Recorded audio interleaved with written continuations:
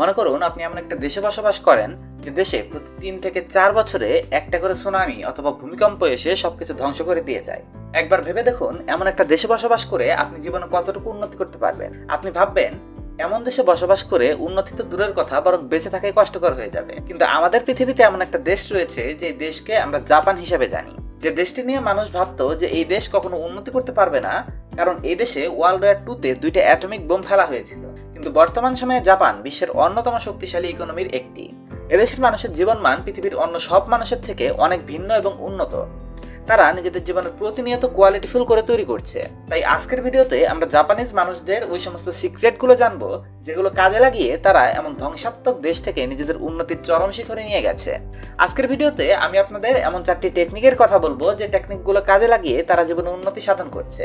আপনি এইসব টেকনিক আপনার কেরিয়ার এবং ইনভেস্টিং এর জীবনে কাজে লাগিয়ে উন্নতি করতে পারেন। Number 1, ikigai. ওকিনাওয়া আইল্যান্ডে একজন মহিলা ছিল। ওই মহিলা কোন একটা দুর্ঘটনার কারণে কোমাতে চলে গিয়েছিল। কোমাতে যাওয়ার পর সে স্বপ্ন দেখছিল সে মৃত্যুবরণ করেছে এবং বর্তমানে সে বেহেশতে রয়েছে, যেখানে একটা গায়েবী কণ্ঠ তাকে জিজ্ঞাসা করছে তুমি কে। সে উত্তরে বলেছিল আমি আরিফের স্ত্রী। সে গায়েবী কণ্ঠ তাকে বলল তুমি কার স্ত্রী? আমি সেটা জিজ্ঞাসা করিনি, আমি জিজ্ঞাসা করেছি তুমি কে। তিনি বলল আমি 4 বাচ্চার মা। মহিলাকে আবার বলা হলো আমি এটা জিজ্ঞেস করিনি যে তোমার সন্তান কয়জন, আমি জানতে চেয়েছি তুমি কে। মহিলাটি এবার উত্তর দেয় যে আমি একজন স্কুল শিক্ষিকা। গায়েবী কণ্ঠ আবার জিজ্ঞেস করে আমি জানতে চাইনি তুমি কি কাজ করো, আমি জানতে চেয়েছি তুমি কে। এরপর মহিলাটি বলল আমি সেই মানুষ যে প্রতিদিন সকালে নিজের পরিবারের জন্য ঘুম থেকে উঠি, পরিবারের জন্য খাবার রান্না করি, তাদের ভালোবাসার চেষ্টা করি আর তাদের যত্ন নেই, সন্তানদের মানুষ করি, তাদের আদর্শ মানুষ হওয়ার শিক্ষা দেই। অতঃপর তার উত্তরটি অ্যাকসেপ্ট করে নেওয়া হলো। আর উত্তর অ্যাকসেপ্ট করার পর ওই মহিলা সুস্থ হয়ে গেল। সুস্থ হওয়ার পর তিনি বুঝতে পারলো যে এটাই ছিল তার জীবনের পারপাস, এটাই তার জীবনের প্রকৃত অর্থ। তাই তিনি আরো ভালো করে নিজের পরিবারের যত্ন নিতে শুরু করলেন এবং সন্তান ও স্বামীকে বেশি সময় দিতে শুরু করলেন, তাদের আরো বেশি ভালোবাসতে শুরু করলেন, পরিবারকে আরো নিজের মতো করে গুছিয়ে নিতে শুরু করলেন। আর এভাবেই তার এই স্বপ্নের কথা চারপাশে ছড়িয়ে গেল। এর থেকে সবাই বুঝতে পারলো যে জীবনের পারপাস আমাদের খুঁজে বের করতে হবে, আর আমাদের জীবনের পারপাসই আসলে আমাদের প্রকৃত চরিত্রকে তুলে ধরে। এই ঘটনাটি ঘটেছিল জাপানের একটা আইল্যান্ডে। ওই আইল্যান্ডের নাম ওকিনাওয়া। আপনি যদি এই আইল্যান্ডের মানুষের কথা পড়ে থাকেন তাহলে জানতে পারবেন পৃথিবীর সবচেয়ে সুখী ব্যক্তিরা এখানে বসবাস করে, এমনকি পৃথিবীর সবচেয়ে দীর্ঘজীবী মানুষরাও এখানে বসবাস করে থাকে। আপনি যদি এই আইল্যান্ডের মানুষদের মতো একটা সুন্দর জীবন কাটাতে চান তাহলে আপনারও তাদের মতো জীবনের একটা পারপাস খুঁজে বের করতে হবে। এক্সপার্টরা বলে তারা নিজেদের জীবনের পারপাস অর্থাৎ ইকিগাই খুঁজে বের করতে সক্ষম হয়েছে, এজন্যই তারা এত ভালো করছে। অর্থাৎ তারা নিজেদের জীবনের পারপাস খুঁজে বের করেছে এবং তার অনুযায়ী জীবনযাপন করতে সক্ষম হচ্ছে। ইকিগাই শব্দটি 2টা জাপানিজ ওয়ার্ডের মাধ্যমে তৈরি হয়েছে। ইকি অর্থ কারণ, গাই অর্থ বেঁচে থাকা, অথবা রিজন টু লিভ, অর্থাৎ আমাদের জীবনের পারপাস খুঁজে বের করতে হবে। আপনি আপনার জীবনের পারপাস কিভাবে খুঁজে বের করতে পারেন আমি এই কথাটি আপনাদের এই ভিডিওটাতেই বলে দেব। এই চিত্রটি মন দিয়ে দেখুন। এখানে 4টি সার্কেল রয়েছে আর এই সার্কেলগুলোতে 4টি প্রশ্ন রয়েছে। প্রথম প্রশ্নটি আপনি কি ভালোবাসেন, অর্থাৎ আপনার কোন কাজটি করতে ভালো লাগে। দ্বিতীয়ত আপনি কোন কাজটি সবচেয়ে ভালো করতে পারেন, অর্থাৎ কোন কাজটি আপনি অন্যদের থেকে ভালো করতে পারবেন বলে মনে করেন। হতে পারে আপনি গান ভালো গাইতে পারেন, হতে পারে আপনি ভালো নাচতে পারেন, অথবা ভালো রান্না করতে পারেন, অথবা আপনি লেখালেখি ভালো করতে পারেন। আপনি যে কাজটি অন্যদের থেকে ভালো করতে পারেন সেই কাজটি খুঁজে বের করুন। তৃতীয় প্রশ্ন, পৃথিবী কি চায়। এই প্রশ্নের উত্তর আপনাকে খুঁজে বের করতে হবে বর্তমান পৃথিবীতে কিসের চাহিদা রয়েছে। চতুর্থ প্রশ্নটি হচ্ছে কোন কাজের জন্য আপনি উপার্জন করতে সক্ষম হবেন, বা কোন কাজটি দ্বারা আপনি টাকা রোজগার করতে পারবেন। এমন কোন কাজটি আছে যে কাজটির দ্বারা আপনি উপার্জন করতে সক্ষম হবেন, অথবা যে কাজটি করে দিলে মানুষ আপনাকে টাকা দেবে। এই 4টি প্রশ্নকে একত্রিত করে এমন একটি কাজ বেছে নিন যে কাজটি আপনি করতে পারেন। আপনার যে কাজটি করতে ভালো লাগে, যে কাজটির চাহিদা পৃথিবীর রয়েছে এবং যে কাজটি আপনাকে অর্থ উপার্জনে সাহায্য করবে, আর এটিই হবে আপনার জীবনের পারপাস বা ইকিগাই। ইকিগাই সম্পর্কে তো আপনি জেনে গেলেন, এবারে চলুন আমরা দ্বিতীয় টেকনিকটি সম্পর্কে জানি। জীবনে সফল হওয়ার জন্য এটি প্রয়োগ করে থাকে জাপানিজ মানুষেরা। এই টেকনিকটির নাম এরিগ্যাটো। এটি তাদের টাকা উপার্জন করার একটা পদ্ধতি। এর অর্থ হলো থ্যাংক ইউ। কিন্তু আপনার মনে প্রশ্ন আসবে থ্যাংক ইউ এর মাধ্যমে কিভাবে মানুষ টাকা উপার্জন করতে পারে। মনে করুন আপনি এবং আপনার বন্ধু দুজনই চাকরি করছেন। আপনার বেতন মাসে 15,000 টাকা, অন্যদিকে আপনার বন্ধুর বেতন 25,000 টাকা। আপনি 15,000 টাকা দিয়ে সুখে শান্তিতে জীবনযাপন করছেন। আপনি আপনার বেতন থেকে পাওয়া টাকাকে থ্যাংক ইউ বলছেন, আপনি টাকার প্রতি কৃতজ্ঞতা পোষণ করছেন, আপনার যা চাই যা কিছুই আপনি কেনাকাটা করছেন তার জন্য থ্যাঙ্কসফুল থাকছেন। আপনি আপনার জীবন নিয়ে সৃষ্টিকর্তার কাছে থ্যাঙ্কসফুল থাকছেন। আপনি নিজের একটা জামা কিনলে সেই জামাটিকে অ্যাফোর্ড করার জন্য সৃষ্টিকর্তার কাছে কৃতজ্ঞতা পোষণ করছেন। আপনার ছোট ছোট জিনিসে আপনি সুখ খুঁজে পাচ্ছেন।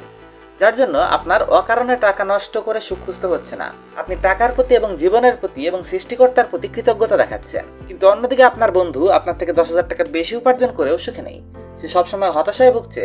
সে একটা জিনিস কিনতে পারলে আরেকটা জিনিসের লোভ করেই যাচ্ছে। সে টাকা নিয়ে স্ট্রেস নিচ্ছে, যার ফলে সে জীবনে উন্নতি করতে পারছে না। কিন্তু অন্যদিকে আপনার গোল আবার বড় হওয়ার। এজন্য আপনি এমনিতে তো সুখী রয়েছেন, কিন্তু আপনি আপনার কাজ করে যাচ্ছেন এবং আপনার উপার্জন বাড়ানোর চেষ্টা করছেন। কারণ আপনার চিন্তা ভাবনা অন্যরকম। আপনি টাকার প্রতি এরিগেতো দেখাচ্ছেন, অর্থাৎ টাকার প্রতি থ্যাঙ্কসফুল পোষণ করছেন, যার ফলে আপনার প্রতি আরো বেশি টাকা আকর্ষিত হচ্ছে এবং আরো বেশি উপার্জন করতে সক্ষম হচ্ছেন। আপনার বন্ধু যেখানে কৃতজ্ঞতা দেখাতে না পেরে জীবনে অসুখী রয়ে গেল, সেখানে আপনি ছোট ছোট জিনিসের উপর কৃতজ্ঞতা দেখিয়ে জীবনে উন্নতি করে যাচ্ছেন।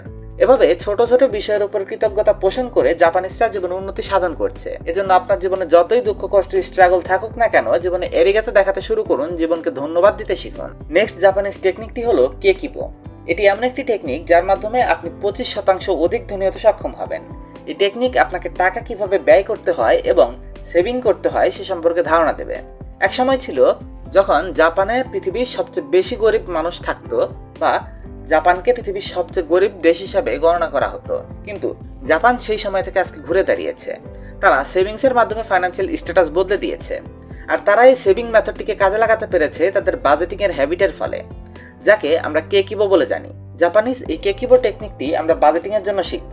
ওই বইটির লেখকের নাম সারা হারবি।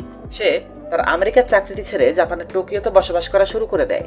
সেখানে থাকাকালীন তিনি খেয়াল করে দেখলেন জাপানিরা ছোট ছোট ডিটেলসের উপর অনেক নজরদারি করে, আর এই বিষয়টি তাকে অনেক প্রভাবিত করেছিল। যার ফলে তিনি বুঝতে পারলেন এই পদ্ধতি দিয়ে তিনি তার নিজের লাইফস্টাইলকেও বদলাতে পারবেন। সে বলে, যখন আমি এই ফেমাস বাজেটিং সিস্টেম কেকিবোর কথা শুনলাম, আমি ঠিক করে নিয়েছিলাম এই পদ্ধতি আমি অবশ্যই আমার জীবনে অ্যাপ্লাই করে দেখব, এবং বিশ্বাস করুন এই পদ্ধতির দ্বারা প্রত্যাশার চেয়ে বেশি রেজাল্ট পেয়েছিলাম। এই টেকনিকটি 1904 সালে জাপানিজ একজন মহিলা তৈরি করেছিল, যার নাম ছিল হেনি মোটিকো। সারার টাকা ব্যয় করার একটা বাজে অভ্যাস ছিল। তার মন খারাপ থাকলে সে শপিং করতে শুরু করে দিত, আবার খুশি থাকলেও প্রচুর পরিমাণে কেনাকাটা করত। তার একটা বাজে ফাইন্যান্সিয়াল হ্যাবিট তৈরি হয়ে যায়। সে বুঝতে পারছিল তার এই হ্যাবিটটি বদলাতে হবে তাকে, আর এর জন্যই সে ছোট নোটবুক এবং কলম নিয়ে বের হতো, এবং নোটবুকে তার সকল ডিটেলস সে লিখতো।